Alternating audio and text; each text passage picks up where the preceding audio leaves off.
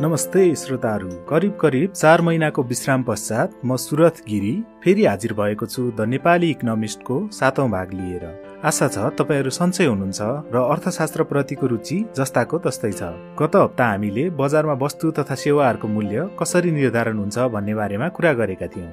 गत भागलाई पनि मन पराइदिनु भएकोमा धेरै धेरै धन्यवाद। यसपालि मोफसलका एकजना श्रोताले आफूले कलेजमा अर्थशास्त्र पढाउने गरेको र यो पडकास्ट एकदम रोचक लागेको हुनाले अहिले आफ्ना विद्यार्थीहरूलाई पढाउँदा यो पडकास्ट पनि सुनाउने गरेको बताउनु भएको छ।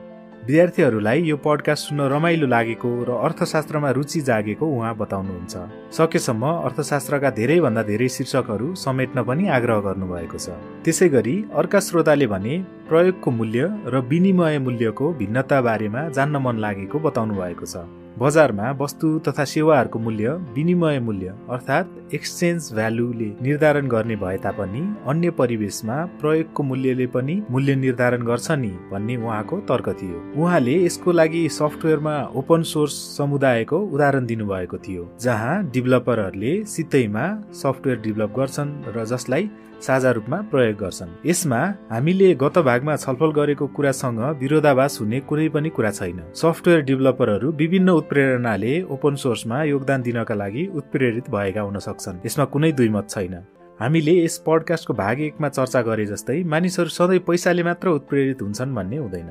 सफ्टवेयर डेभलपरहरू आफ्नो सिप तिखार्न, आफ्नो पोर्टफोलियो बनाउन वा आफूले उक्त सफ्टवेयर प्रयोग गरेर लाभान्वित भएको हुनाले समुदायलाई योगदान दिन लगायतका विभिन्न कारणहरूले उत्प्रेरित भएका हुन सक्छन्। रह्यो यी साझा सफ्टवेयरको मूल्यको कुरा। हामीले अघिल्लो भागमा चर्चा गरे जस्तै कुनै वस्तु वा सेवा तपाईले आफैसँग राख्नुहुन्छ र विनिमयमा जानु हुँदैन भने त मोल आफूले जति पनि तोक्न पाइहाल्नुहुन्छ नि।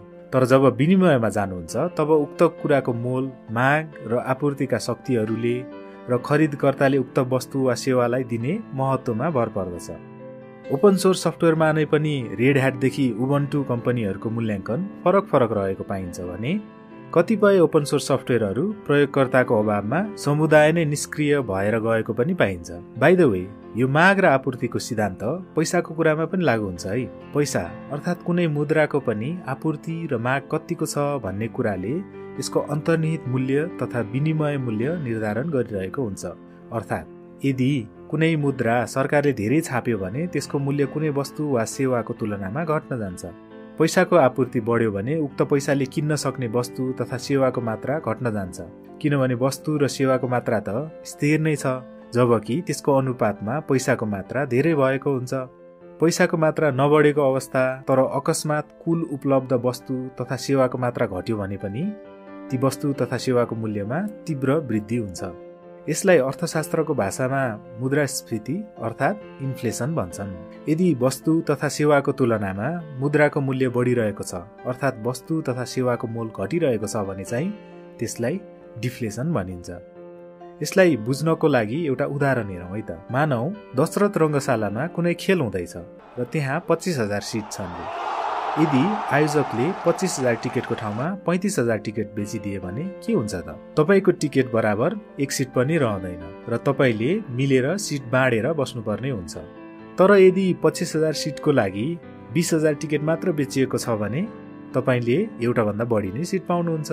त्यसैले कहिलेकाहीँ हामी सुन्छौं नि, सरकारले पैसा छापेर सबलाई किन नबाँडेको होला, त्यसो गरे त सबैजना धनी भइहाल्थे नि भन्ने तर्क।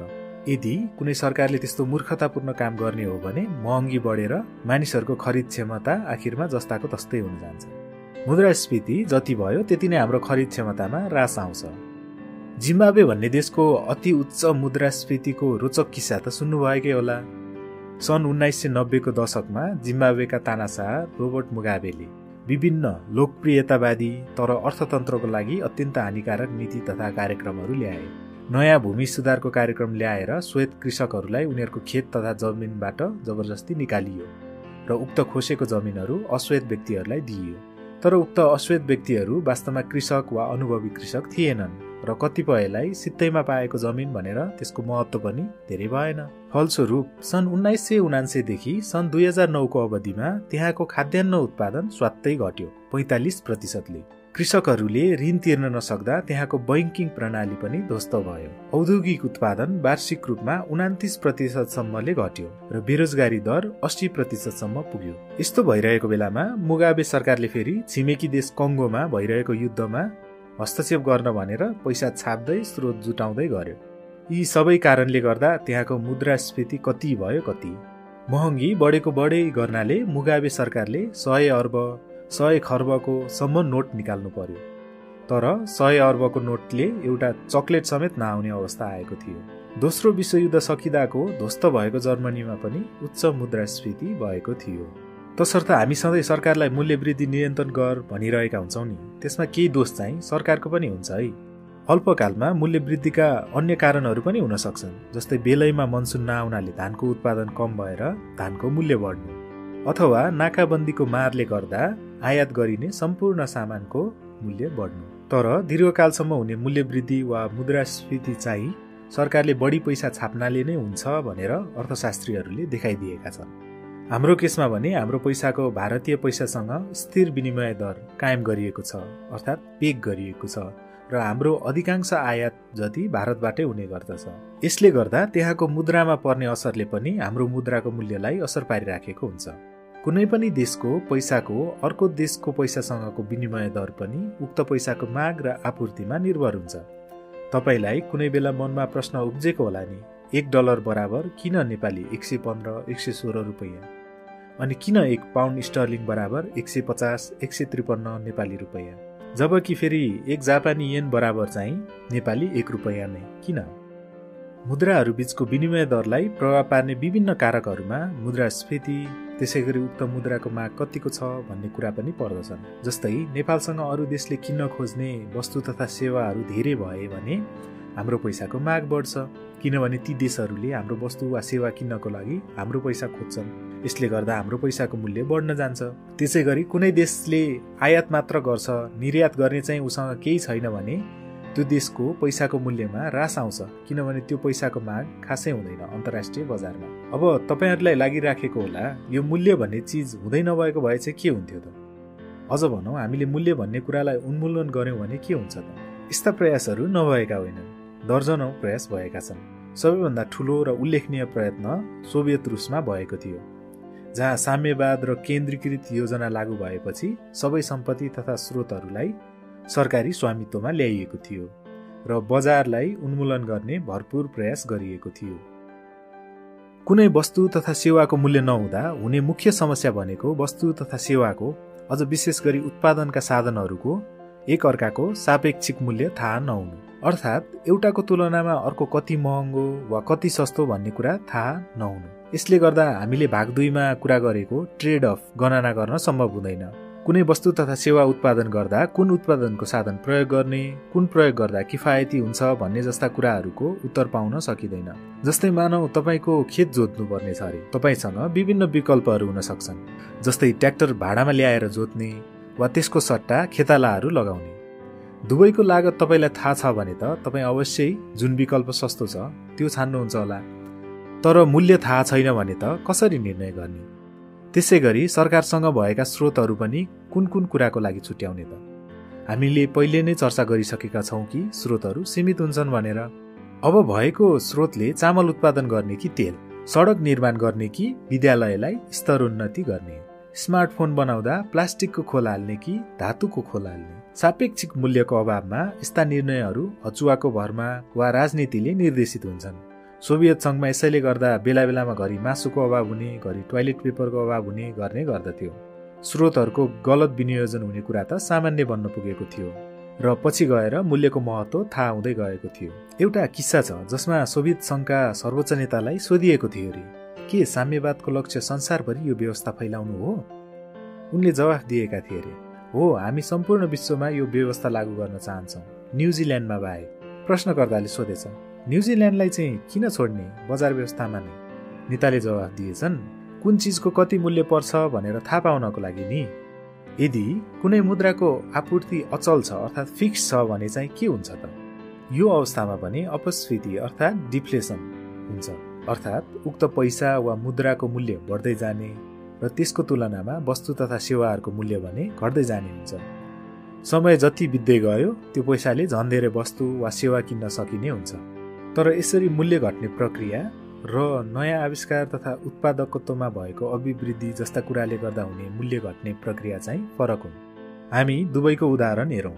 मुद्राको आपूर्ति अचल अर्थात् फिक्स्ड हुनाले मुद्राको मूल्य बढ्ने र त्यसको तुलनामा वस्तु तथा सेवाको मूल्य घट्ने प्रक्रिया हामीले बिटकोइनमा देख्न सक्छौँ। बिटकोइन भनेको एउटा विद्युतीय मुद्रा हो जसको भौतिक अस्तित्व हुँदैन, कम्प्युटरमा मात्र हुन्छ। अस्तित्वमा जम्मा 2 करोड 10 लाख बिटकोइन छन्। बिटकोइनको डिजाइन नै यसरी गरिएको छ कि त्यसभन्दा बढी बिटकोइन बनाउन नै मिल्दैन। त्यसमाथि कुनै बिटकोइन धनीले आफूसँग भएको प्राइभेट की हरायो भने उक्त बिटकोइन नष्ट भएर जान्छ। यी कारणले गर्दा तपाईँले याद पनि गर्नुभएको होला, सुरुमा एउटा बिटकोइनले एउटा बर्गर आउँथ्यो भने अहिले त्यही एउटा बिटकोइनले झन्डै एउटा कार नै आउँछ। तर यो प्रक्रियाले अर्थतन्त्रमा भने सधैँ सकारात्मक असर नै पार्छ भन्ने चाहिँ होइन। डिफ्लेसनले आर्थिक वृद्धि हुनबाट रोक्ने तर्क अर्थशास्त्रीहरूको छ। यसको एउटा उदाहरण सन् 1991 पछिको जापानलाई लिने गरिन्छ, जसको आर्थिक वृद्धि ठ्याप्पै भएको छ र कतिपय अवस्थामा त अर्थतन्त्र सङ्कुचन पनि भएको छ। केही अर्थशास्त्रीहरूले धेरै समयसम्म डिफ्लेसन भएमा अर्थतन्त्र डिफ्लेसनरी चक्रमा जाने तर्क गरेका छन्, जसलाई डिफ्लेसनरी स्पाइरल भन्छन्। यसमा के हुन्छ भने मुद्रा वा पैसाको मूल्य बढेको देखेर मानिसहरूले भविष्यमा झन् यसको मूल्य बढ्छ भन्ने आशाले खर्च गर्नै मान्दैनन्। उनीहरूले खर्च नगर्नाले झन् वस्तु तथा सेवाको मूल्य घट्छ। यसले गर्दा फेरि मानिसहरूले झन् पैसाको मूल्य बढेको पाउँछन् र झन् खर्च गर्न अनिच्छुक हुन्छन् र यो एउटा दुष्चक्र बन्न जान्छ। केही अर्थशास्त्रीहरूले भने यो सैद्धान्तिक मात्र भएको तर्क गर्छन्। उनीहरूको वितर्क के छ भने मानिसहरूका अधिकांश आवश्यकताहरू अत्यावश्यक किसिमका हुन्छन्, जसका लागि उनीहरूले खर्च नगरी हुँदैन। र अर्को कुरा चाहिँ सर्वसाधारणले पैसा वा मुद्रालाई विनिमयको आधार मात्र मान्ने गर्छन्। मुद्रालाई लगानीको औजारको रूपमा अधिकांश व्यक्तिहरूले लिँदैनन् भन्ने छ। तर तपाईँले डिफ्लेसन हुने किसिमको मुद्रा किनिराख्नु भयो भने चाहिँ तपाईँको भविष्य चाहिँ उज्जवल हुने सम्भावना धेरै हुन्छ। सुरुमै बिटकोइन किन्ने वा माइन गर्नेहरू आज मालामाल भएको जस्तै। नयाँ आविष्कार तथा उत्पादकत्व वृद्धि जस्ता कुराले गर्दा वस्तु तथा सेवा सस्तो हुने परिघटना भने हामी कम्प्युटर तथा इलेक्ट्रोनिकको क्षेत्रमा देख्न सक्छौँ। हामीले दिन प्रतिदिन यी सामानहरू झन्झन सस्तो हुँदै गएको देखिराखेका छौँ। सन् 1981 मा 1 GB हार्ड डिस्कको करिब 3 करोड नेपाली रुपियाँ पर्थ्यो, जुन आज हामीलाई सुन्दा पत्याउनै गाह्रो हुन्छ। आज 1 GB हार्ड डिस्कको औसत मूल्य 8 रुपियाँ जति मात्र पर्छ। अब मुद्रास्फीतिको बारेमा बुझिसकेपछि तपाईँले आफ्नो दैनिक जीवनमा ध्यान दिनुपर्ने एउटा कुरा के हो भने तपाईँले बचत गरेको पैसा लगानी गर्दा वा बैंकमा राख्दाखेरि त्यसबाट आउने ब्याज दर वा प्रतिफलको दर चाहिँ कम्तीमा मुद्रास्फीतिको दर बराबर वा सोभन्दा बढी भएको सुनिश्चित गर्नुपर्ने हुन्छ, नत्र तपाईँलाई घाटा लाग्छ। उदाहरणको लागि मानव मुद्रास्फीतिको दर वार्षिक 10% छ अरे, त्यसको अर्थ तपाईँको पैसाले वार्षिक रूपमा 10% दरले आफ्नो खरिद क्षमता गुमाइराखेको हुन्छ। अब यस्तोमा तपाईँको ब्याङ्कले 7% मात्र ब्याज दर दिइराखेको छ भने त तपाईँलाई 3% घाटा लाग्यो नि, होइन त? यति भन्दै अब म आजको लागि बिट मार्ने तर्फ लाग्न चाहन्छु। आशा छ तपाईँलाई आजको भाग मन पर्यो होला। तपाईँलाई आज चर्चा गरेको विषयको बारेमा थप जान्न मन छ भने तपाईँले मेरो पडकास्टको विवरणमा उल्लेख गरिएका सन्दर्भ सामग्रीहरू पनि पढ्न सक्नुहुन्छ। र सदाझै मलाई प्रतिक्रिया वा सन्देश पठाउन नभुल्नुहोला। सन्देश पठाउनका लागि तपाईँले मलाई nepalieconomist@gmail.com मा इमेल गर्न सक्नुहुन्छ वा फेसबुकमा सन्देश पनि पठाउन सक्नुहुन्छ। ल त आजलाई यति नै। अर्को भागमा म बजारले कसरी काम गर्छ, स्पन्टेनियस अर्डर भनेको के हो भन्ने बारेमा चर्चा गर्नेछु। द नेपाली इकोनोमिस्टका आगामी भागहरू पनि सुन्न नभुल्नुहोला। र जाँदा जाँदै युरो पैसाका पिताहरू मध्येका एक मानिने जर्मन अर्थशास्त्री कार्ल ओटो पोलको यो भनाइ राख्दै म बिदा हुन्छु। नमस्ते। मुद्रास्फीति भनेको दन्तमञ्जन जस्तो हो, एकचोटि नियन्त्रणबाट बाहिर गइसकेपछि त्यसलाई भित्र ल्याउन सायदै सम्भव हुन्छ।